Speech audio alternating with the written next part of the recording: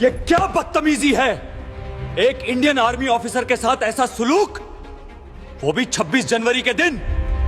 हमें अपने भाई को वापस लाना है और याद रहे, हम वहां विनती करने नहीं, न्याय करने जा रहे हैं। बलवंत सिंह, 2 मिनट बीत चुके हैं। अगर अगले 60 सेकंड में हमारे मेजर बाहर नहीं आए,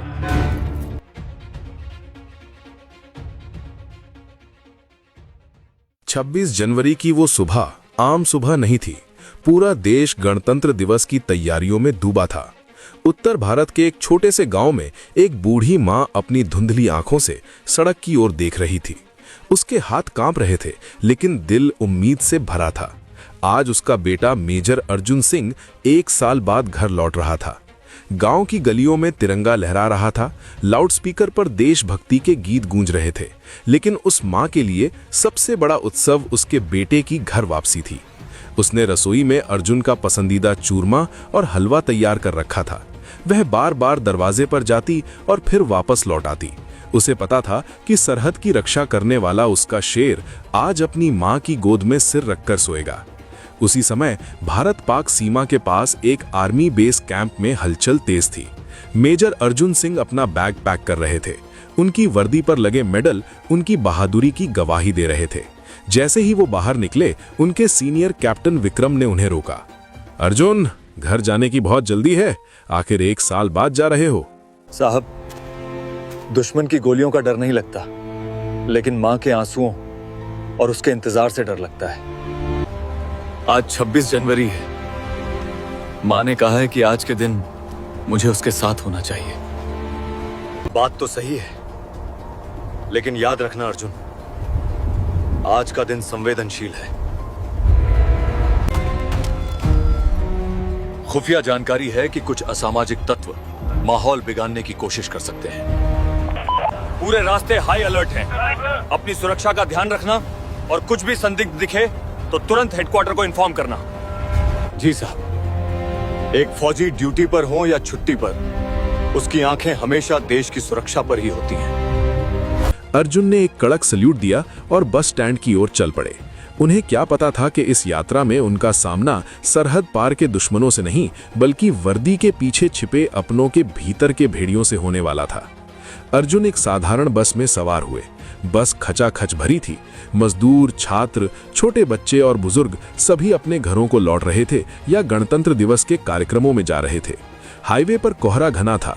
बस जैसे जैसे आगे बढ़ रही थी, अर्जुन की आंखों में अपनी मां का चेहरा और गांव की यादें तैर रही थीं। तभी पंजाब हरियाणा बॉर्डर के पास एक सुनसान इलाके में बस को जोर का झटका लगा।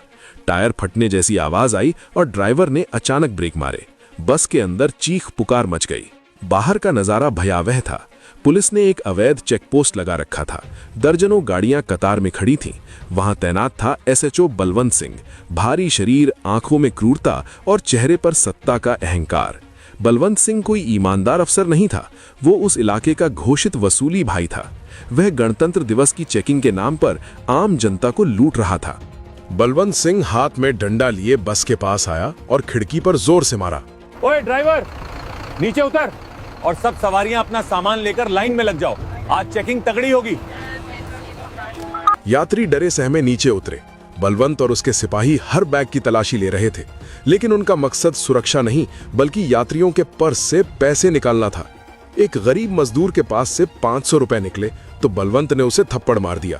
साले, इतना ही है? 26 जनवरी का चंदा समझ के 500 और निकाल, वरना हवालात में सड़ा दूंगा। अर्जुन ये सब बस के अंदर से देख रहे थे। उनका खून खौल रहा था। वो चुपचाप नीचे उतरे। उनकी कद काठी और आंखों की चमक देखकर बलवंत समझ गया कि ये कोई साधारण आदमी नहीं है। ऑफिसर, ये आप क्या कर रहे हैं? चेकिंग करना आपका हक है, लेकिन लूटपाट करना अपराध है। वो मजदूर है, उसकी मेहनत की कमाई मत छीनिए। बलवंत ने तिरछी नजर से अर्जुन को देखा और जोर से हंसा। ओए होए, कानून का नया रखवाला आया है। तू कौन है बे? नेता है या वकील? अपना रास्ता नाप, वरना ऐसा केस डालूंगा कि अगली 26 जनवरी भी जेल की रोटियां तोड़ते हुए मनाएगा। मैं इस देश का नागरिक हूं और एक फौजी भी, और मेरी वर्दी मुझे सिखाती है कि अन्याय के खिलाफ चुप रहना भी कायरता है। आप अपनी वर्दी का अपमान कर रहे हैं बलवंत सिंह।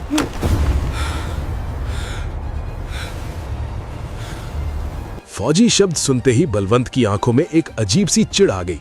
उसे अपनी ताकत का दिखावा करना था। उसने अर्जुन का बैग छीना और उसे जमीन पर पटक दिया। फौजी, सरहद पे होगा तू फौजी, यहाँ मेरी लाठी चलती है। और देख तेरे बैग में क्या है। बलवंत ने जानबूझकर एक छोटी सी पैकेट जो उसने पहले से अपने हाथ में छिपा रखी थी, अर्जुन के बैग से निकालने का नाटक किया। ओए देखो, इस फौजी के बैग से नशीला पाउडर मिला है। अब बोल मेजर साहब, अब कहां गई तेरी देशभक्ति। यात्री दंग रह गए। अर्जुन को समझ आ गया कि उसे फंसाया जा रहा है। जैसे ही अर्जुन ने विरोध करने के लिए हाथ उठाया, 4 पुलिस वालों ने उन्हें चारों तरफ से घेर लिया। ये तुम बहुत गलत कर रहे हो बलवंत। एक फौजी को हाथ लगाने की कीमत तुम्हें चुकानी पड़ेगी। देखते हैं कौन सी आर्मी इसे बचाने आती है। अन्याय की पराकाष्ठा हो चुकी थी। 26 जनवरी के दिन जहां एक फौजी को सम्मान मिलना चाहिए था, वहीं उसे एक भ्रष्ट अफसर के अहंकार की भेंट चढ़ा दिया गया। अर्जुन को धक्का देते हुए पुलिस की जीप में बैठाया गया। बस में बैठे लोग बेबस थे, लेकिन एक युवा लड़के ने छुपकर इस पूरी घटना का वीडियो बना लिया था। जीप के पीछे धूल उड़ रही थी और अर्जुन की आंखों में अब दुख नहीं बल्कि एक भयानक तूफान की आहट थी।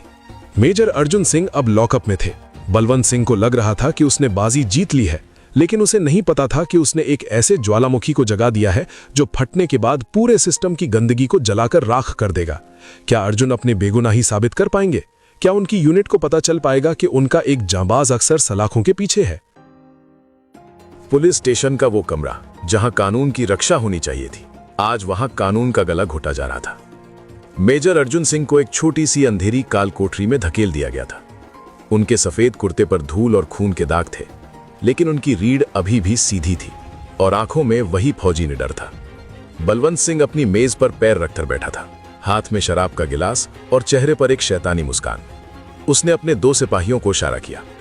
क्यों मेजर साहब, सरहद की ठंडी हवाओं की आदत है ना तुम्हें? आज इस थाने की गर्मी चखाता हूं। सुना है फौजियों की खाल बहुत सख्त होती है।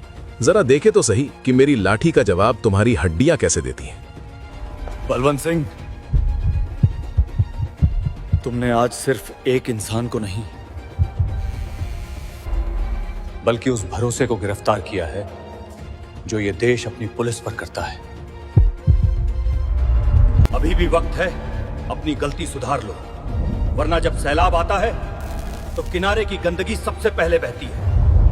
बलवंत सिंह को लग रहा था कि उसने एक सुनसान हाईवे पर एक फौजी को दबा दिया है, लेकिन वो भूल गया था कि ये 21वीं सदी का भारत है। बस में बैठे उस नौजवान ने जो वीडियो रिकॉर्ड किया था, उसे उसने justice for major Arjun hashtag के साथ इंटरनेट पर डाल दिया था। वीडियो देखते ही देखते आग की तरह फैल गया। लाखों लोग उसे शेयर करने लगे। लोग सड़कों पर उतर आए। ट्विटर और फेसबुक पर एक ही सवाल गूंज रहा था, क्या हमारे रक्षक ही भक्षक बन गए हैं? शहर के मुख्य चौक पर लोग जमा होने लगे। नारे लग रहे थे, वर्दी का अपमान नहीं सहेंगे, मेजर अर्जुन को रिहा करो। मीडिया के कैमरे अब थाने की ओर मुड़ने लगे थे, लेकिन बलवंत सिंह अपनी सत्ता के नशे में इतना अंधा था कि उसने थाने के सारे फोन काट दिए और गेट पर ताला लगवा दिया। उधर चंडीगढ़ आर्मी हेडक्वार्टर में मेजर विक्रम अपनी टीम के साथ गणतंत्र दिवस का जश्न मना रहे थे। तभी उनके एक जूनियर ने भागते हुए आकर अपना मोबाइल दिखाया। वीडियो देखते ही विक्रम की आंखों में खून उतर आया।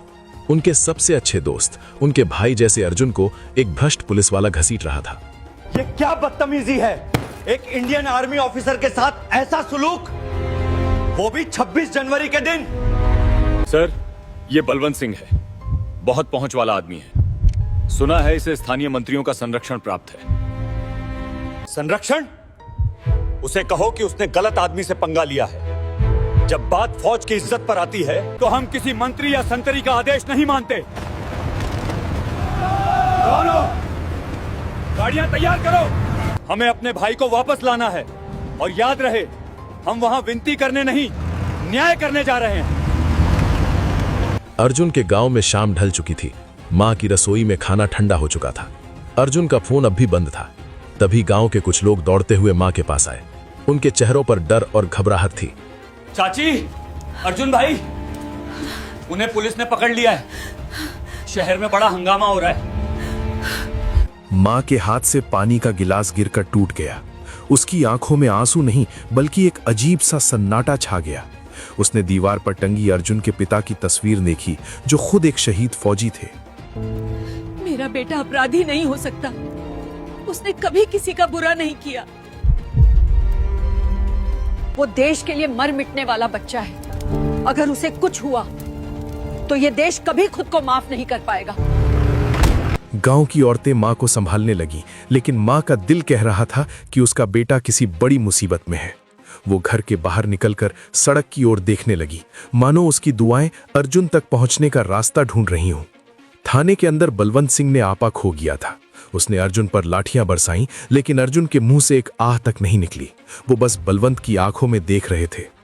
बोल, माफी मांग, बोल कि तू अपराधी है।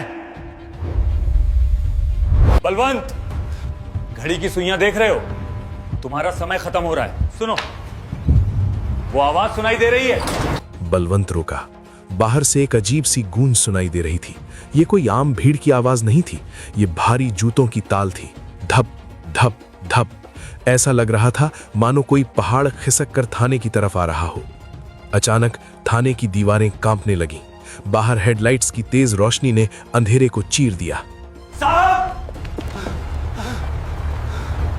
अनर्थ हो गया, बाहर देखिए। बलवंत ने खिड़की से बाहर झांका और उसके हाथ से शराब का गिलास छूट गया। थाने को आर्मी के वज्र वाहनों ने चारों तरफ से घेर लिया था। टैंक जैसे दिखने वाले ट्रकों के ऊपर मशीन गनें तैनात थीं और सबसे आगे खड़े थे मेजर विक्रम, जिनके हाथ में एक मेगाफोन था। बलवंत सिंह, तुम्हारे पास 3 मिनट हैं। मेजर अर्जुन को ससम्मान बाहर लाओ, वरना हम गेट तोड़कर अंदर आएंगे। और याद रखना, हम युद्ध के मैदान से आए हैं। हमें कानून सिखाने की कोशिश मत करना। हवा में बारूद की गंध थी। एक तरफ सत्ता का घमंड था और दूसरी तरफ देश के रक्षकों का सैलाब। बलवंत सिंह अब बुरी तरह फंस चुका था। क्या वो हार मान लेगा या डर के मारे वो अर्जुन पर गोली चला देगा? अगले भाग में देखिए, जब आमने सामने होंगे दो वर्दी वाले, क्या मिलेगा अर्जुन को न्याय और क्या होगा उस भ्रष्ट अफसर का अंजाम? समय थम सा गया था। थाने के बाहर खड़ी सेना की बख्तरबंद गाड़ियां और उनके ऊपर तनी हुई मशीन गनें ये गवाही दे रही थीं कि आज खिलवाड़ बहुत बड़ा हो गया है। मेजर विक्रम की घड़ी की सुइयां जैसे बलवंत सिंह की मौत का फरमान लिख रही थीं। पूरे इलाके में सन्नाटा था। सिर्फ सेना के ट्रकों के इंजनों की गड़गड़ाहट सुनाई दे रही थी। बलवंत सिंह, 2 मिनट बीत चुके हैं। अगर अगले 60 सेकंड में हमारे मेजर बाहर नहीं आए तो हम इस थाने की ईंट से ईंट बजा देंगे। ये भारतीय सेना का आखिरी अल्टीमेटम है। थाने के अंदर बलवंत सिंह के पसीने छूट रहे थे। उसकी वर्दी, जिस पर उसे इतना घमंड था, अब उसे बोझ लगने लगी थी। उसके सिपाही अपनी बंदूकें नीचे रख चुके थे। वे जानते थे कि बाहर खड़ी फौज के सामने उनकी कोई बिसात नहीं है। अचानक बलवंत के निजी फोन पर एक कॉल आई। ये राज्य के गृह मंत्री का फोन था।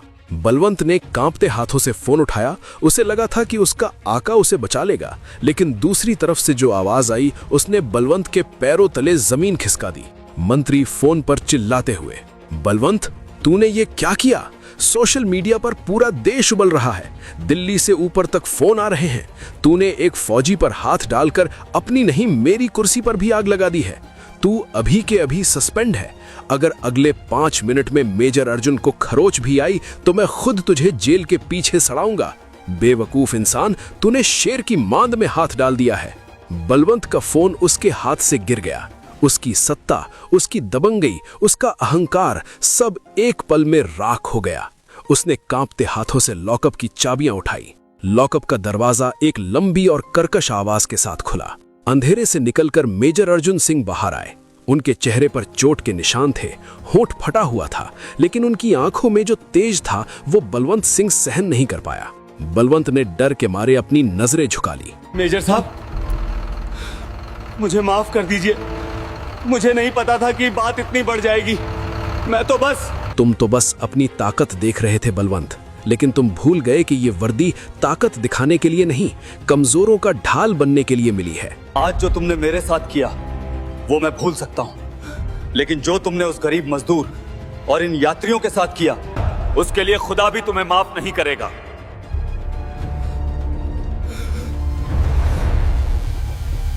जैसे ही अर्जुन थाने के मुख्य द्वार से बाहर निकले, बाहर खड़े 50 जवानों ने एक साथ सावधान की मुद्रा में आकर उन्हें सल्यूट किया। भारत माता की जय।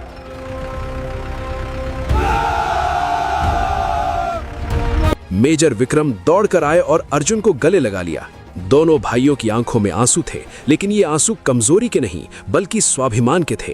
तभी वहां रेंज के डीजीपी की गाड़ी रुकी। वो गुस्से में गाड़ी से बाहर निकले। उन्होंने अर्जुन को देखा और शर्म से सिर झुका लिया। मेजर अर्जुन, पंजाब पुलिस की ओर से मैं आपसे माफी मांगता हूं। इस भ्रष्ट अफसर ने हमारी पूरी फोर्स का सिर नीचा कर दिया है। डीजीपी बलवंत सिंह की तरफ मुड़े। उन्होंने बलवंत के कंधे से उसके सितारे नोच लिए और उसकी नेम प्लेट उखाड़कर जमीन पर फेंक दी। बलवंत सिंह, तुम इस वर्दी के लायक नहीं हो। आज से तुम सेवा से बर्खास्त हो।